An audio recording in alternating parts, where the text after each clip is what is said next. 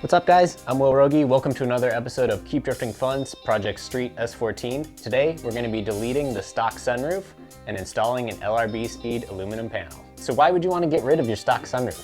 For me personally, I'm not a big sunroof guy and mine have been leaking for the past year. Another reason might be weight savings. The stock sunroof weighs 24 pounds with the entire assembly and the panel weighs next to nothing. To me, the stock sunroof design is not very good. The seal is held in place with a fiberglass retainer and is sandwiched in there.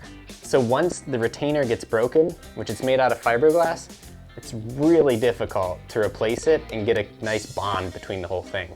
I tried a few different times with some clamps, some adhesive, and a new seal, but once a crack was in it, it just didn't work. I'd also looked into the cost of buying a replacement sunroof or trying to find one, and it also didn't seem like a good value. More importantly, on the inside of the car, this helmet clearance isn't very good. If you're over about 5'9", 5'10", you're gonna find this an issue too. Removing the sunroof isn't too much of a challenge. You gotta start off first by removing all of the interior pieces up front. Remove the rear view mirror, remove the sun visors. Be careful with the clips because at almost 25 years old, they're super fragile and easy to break. I broke both of mine. The rear view mirror is gonna pop out and it might surprise you. Then the retainer for it is held in place by 3 Phillips head screws.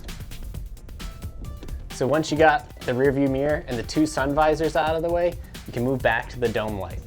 I disconnected the battery just to be safe. After taking the whole dome light assembly out, you can work your way to the back and start undoing some of the other clips. Some body and interior tools are super handy right here because it's going to allow you to pop out those clips without breaking them. Remove the A-pillar panel and then the C-pillar panel. And then this is going to give you access to the headliner. The headliner is going to have a series of clips across the back that you're going to need to break loose to get it out. Once the headliner is loose, pull it down, rotate it, and take it out the door. The next step is actually removing the sunroof assembly itself. There's 4 drain tubes, disconnect those and move them out of the way. You got to disconnect the wiring harness that goes to the sunroof motor. There's a whole series of 10mm nuts around the outside. I used an impact gun and a socket to speed things up.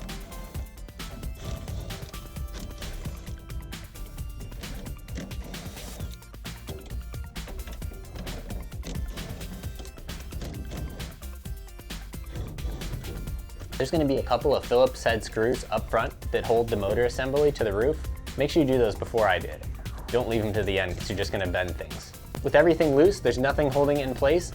Pull the sunroof assembly out and get it outside the car.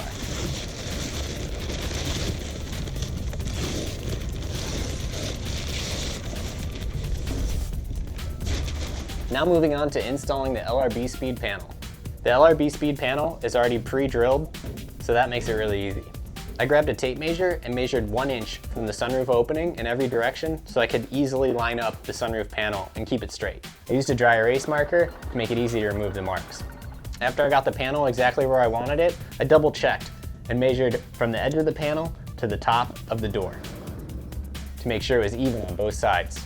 Then I used a punch to mark the center hole on the front side so I could drill my first hole.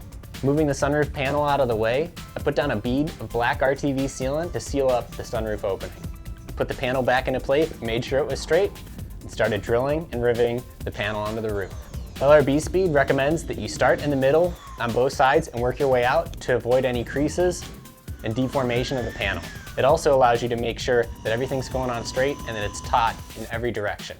Sped things up for you here so you don't have to watch every drill hole and every rivet.